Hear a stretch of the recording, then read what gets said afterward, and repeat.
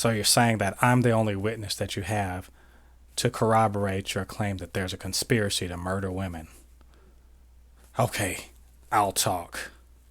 But first, I need a sip from this totally unpoisoned soda that some rando brought in here off the street.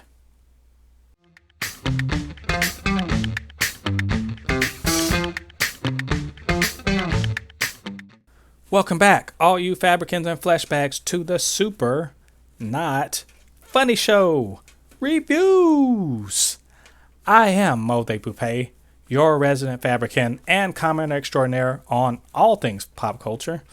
And today we're going to be reviewing episode 3 of Clarice from CBS. And that, of course, is on the CBS network and streaming on CBS All Access, soon to be Paramount Plus.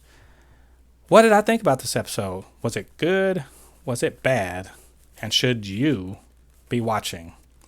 Stick around because I have opinions about things. Episode 3 of Clarice, entitled Are You All Right?, is a follow-up to the first episode. Surprisingly, the episode we didn't get last week. But it follows up on a thread that was left over from the first episode. There's several threads left over from the first episode, but this one involves the hitman that was captured by Clarice in the first episode. I'm going to be giving my spoiler-free thoughts first, and after that we'll be hitting Spoiler Town. So if you don't want to be spoiled, I'll let you know when you can jet out of here. So let's get into this episode. Again, this episode follows up, and we find our hitman, because he's revealed to be a hitman, not a serial killer in the first episode. We find our hitman in protective custody by the FBI, and he previously had, promised to Clarice that he would confess and give up names and all that other stuff if he could get a deal and some safety. But what do we find? We find that once he gets into the interrogation room, all of a sudden, he's got a different story. He's just a handyman. He doesn't know anything about anything. Something has happened. And it's up to the team to get to the bottom of not only why he's stalling and why he's recanting his story, but also to find out, who may have or what may have convinced him to change his mind. As we all know, they're convinced there is a conspiracy. Clarice more than anybody that there's a conspiracy. And the episode proceeds to, lay out why there's a good reason to believe that there is, in fact, a conspiracy. In fact, the best thing that this guy has going for him is that he is in custody, and he seems to know it. Not only that, he doesn't seem afraid of the FBI or VICAP or anything that might happen to him. He seems more afraid of something else, which makes sense if you're the main and only person that can, you can verify there is a conspiracy and name names and put people on blast. Yeah, I would be scared too. But he is a hardcore killer and all that, so maybe scared, how he treats fear is a little different. So what proceeds is, well, like any police procedural of this type that we've seen before, they try to whittle them down. They try to good cop bad. They try all of the tactics, and ultimately it comes down to a lot of intuition and context clues, and also just some good old fucking up by the bad guys. It's just good old fashioned screwing up by the bad guys, trying to make it look good. But we do have interesting parts where someone like Esquivel, who was a special forces sniper, takes time to sort of commiserate with someone who also is a sniper, another special forces guy. And then we also get, the attempted good cop, bad cop. We get a lot of interesting stuff like outside of the VICAP room. We have another recurring character who is a friend of Clarice. We saw her in the first episode. Her name's Ardelia, by the way. She actually comes through with some great evidence to, corroborate the idea that there was in fact, this was in fact an attempt to cover up murders for money, murder for hire, rather than by making it look like a serial killing. So in other words, it's a lot of just police detective work. No real action in this. There's just straight up detective work. And we also see, again, I think this show has been going out of its way to show that not VICAP is full of competent people. And I love that. VICAP is full of competent people, but also that Clarice belongs amongst them because her ability to connect dots and, not only that, use her profiling knowledge to gain some kind of rapport with the man in the interrogation room. That said, there's some silliness and also some come on in this episode too. The way the episode ends is completely, you could see it from far away. I understand you have to set up Chekhov's guns. I get that, but it's so obvious if you've seen anything like this, the way this is going to go down. And I just wonder if anyone in VICAP has ever watched any of this stuff because, they make all the mistakes that are obviously going to play out into more drama later on. I just wonder what they're thinking about. The Chekhov's gun in this case, if you saw the intro, that should tell you something about the Chekhov's gun that's set up. That said, it's very interesting to see the way the different members of VICAP attempt to establish some kind of rapport connection with this guy. Also to see how their inferences are leading them closer to the truth, but not much closer because, hey, it's the third episode of this show. We're not going to get to the conspiracy that quickly. And they lay out some threads and some breadcrumbs, if you will, for future episodes. I also like that this episode is really trying to show Starling, in fits and starts, ingratiating herself and becoming a part of this team. It's clear to me that every member of this team is going to be vital for VICAP in the future. And by the way, VICAP's not exactly in the most stable place because their main, I guess, protector, source of work and whatnot, the Attorney General, not necessarily on great ground politically right now. And VICAP may be part of one thing that she loses if she loses this political fight. So there's a lot of stuff going on here. Overall, really like this episode. Really solid. I like an episode that doesn't require a lot of action and can still tell some dramatic and interesting story, that can reveal things about characters, that can, I guess, develop our characters that we're going to see more of. All of that stuff. Have a little intrigue, have a little interest, and lay some groundwork for future episodes. And I think they did a very good job here. So I would say absolutely watch this. Continue to watch Clarice. Clarice is shaping up to be a really great show, in my opinion. Is it breaking a lot of new ground? Again, not really, but just the aesthetic, the characters. I like Clarice Starling a lot. I like Rebecca Breed and what she's doing with this character. I see they are introducing more characters that are very interesting. This reminds me, I don't want to say this is Hannibal. This isn't Hannibal. It's not that. It's not quite on that level yet, and I don't expect it to because there is no Hannibal in here. But the same kind of storytelling, the same kind of aesthetic, the same kind of, I guess, thought process is sort of playing out here, and I do enjoy it. So that's my spoiler-free thoughts on Clarice episode 3. And I don't know. What do you think? Did you guys like this episode? Did you not like it? What do you think about it? And what did you think about my review? Of course, if you want to let me know, you can head down to the comments and hit those up. Or you can always email me, supernotfunnyshow@gmail.com or at supernotfunnys1 on Twitter, and we can chop it up, talk about this episode of Clarice or just the show Clarice in general. And of course, if you like this, hit that like button. If you're not subscribed, do me a favor, hit that subscribe button, and you can also hit the notification bell so you'll know when the Super Not Funny Show drops more content. And of course, we got more of that coming for you. More reviews, more reactions, and just more stuff talking about pop culture.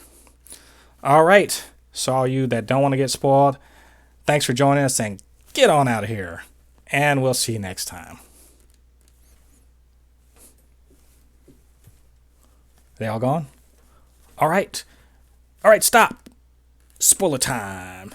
All right, let's get into these spoilers real quick. You know what? This is a fairly straightforward episode. Again, like I said, you saw the Chekhov's gun. I like this show not because it's delivering much in the way of, I don't know, surprises, but I just like the way it goes about its work. So I totally saw this guy I was like, this guy's going to get killed before the end of this episode. And as soon as I saw them set down the food that was brought in, I was like, poison. It wasn't even a question. Poison. I was just wondering if it's going to be the way that we usually see when the guy's like, all right, I'm going to tell you everything. I'm sure I'm thirsty. Let me drink this. Yeah, that's basically what happened. That was a little disappointing, but not unexpected. It would have been nice if they had said, I don't know, write some shit down. But I get to where the guy's coming from. It's pretty clear that the people he worked for are far-reaching and all that stuff. I enjoyed that for one episode, this guy got to be a real person. He was just a hired gun in the first episode. For this episode, he's a guy with a past, with a moral compass, with a guiding principle in his life. And the way he chose to go about killing these women really kind of said something about him. He's a cold-blooded killer. Hey, so is Esquivel. Esquivel was a scout sniper. That said, he had a certain ethic about him and wouldn't just, as Clarice said, he wouldn't desecrate the body. He would kill them. He wouldn't desecrate the bodies. So there was some kind of morals to him. And I found that interesting. I do not like when the quote bad guys they're just cardboard cutouts. He's a person. There is something to him beyond just killing people. That said, he was a killer, so hey, it's messed up. We find out some things that happened behind the scenes, like for instance, Krendler. I don't want to say he undermines, but he recants on her behalf Clarice's statement about the conspiracy. Too late, Krendler. The conspiracy knows what's up. They literally sent 2 people to kill this one guy. And the guy's smart. I like that he's smart. He said, no counsel, I don't need any of all that. He knew that they were coming for him. This episode was called Are You All Right? And Are You All Right isn't just for, this guy. It was for 2 other people in this episode. And of course, Clarice is the most obvious. They've been saying from the beginning, she's still got PTSD. She's still, dealing with that. Is she okay to be in the field? And I think this episode kind of answered that question. Straight up answered the question.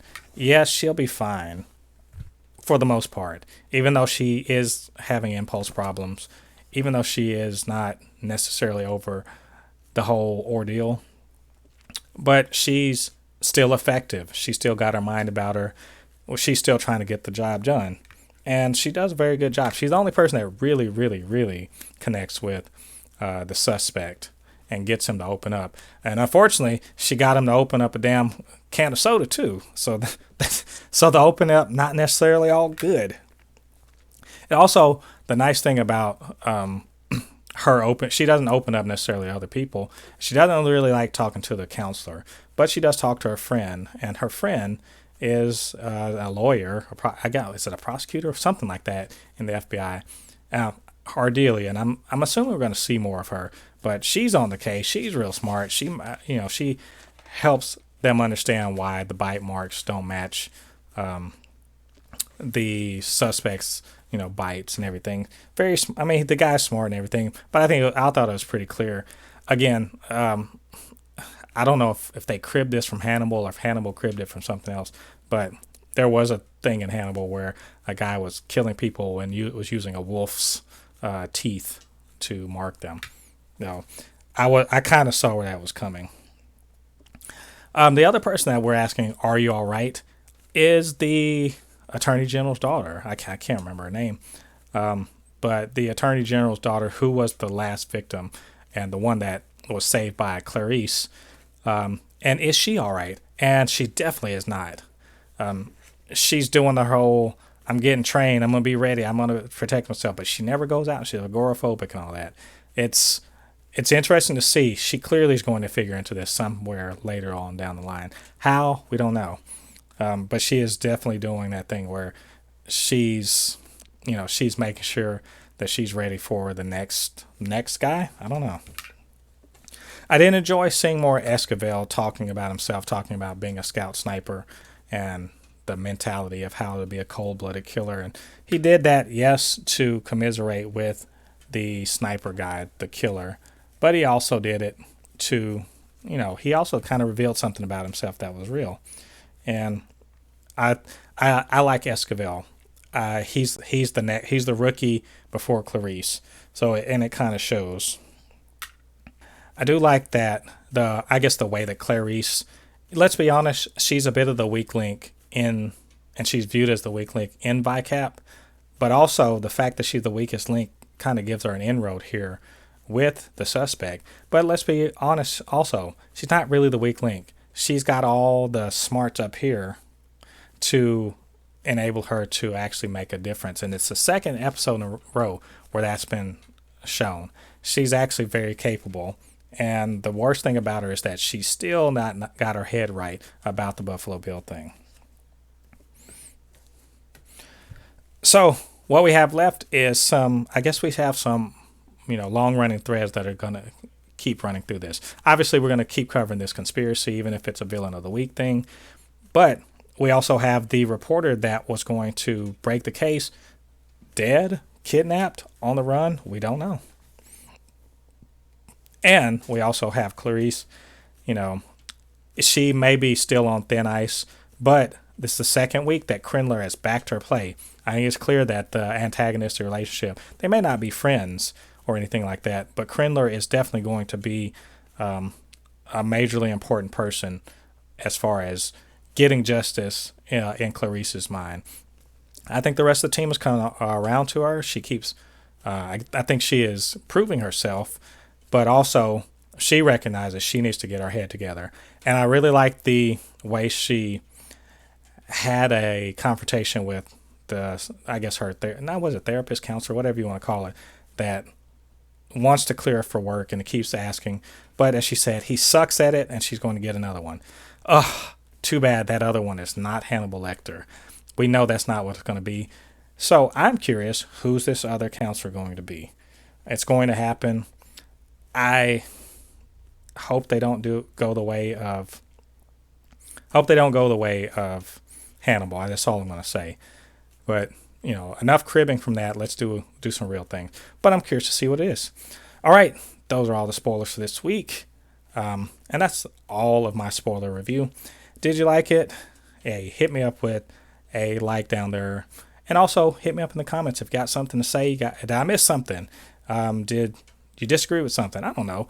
Just hit me up. Or, of course, by email, supernotfunnyshow@gmail.com, @supernotfunnys1 on Twitter. Okay, you Fabricans and Fleshbags. That's it for Clarice episode number 3. Be back here next week for episode 4 when we get deep into whatever it is they're talking about this week. Until then, all you Fabricans and Fleshbags, you guys stay safe out there. I have been Jen Thépuppét, your resident Fabricant and commenter extraordinaire on all things pop culture. And I will see all you guys on the other side of the thread. Peace.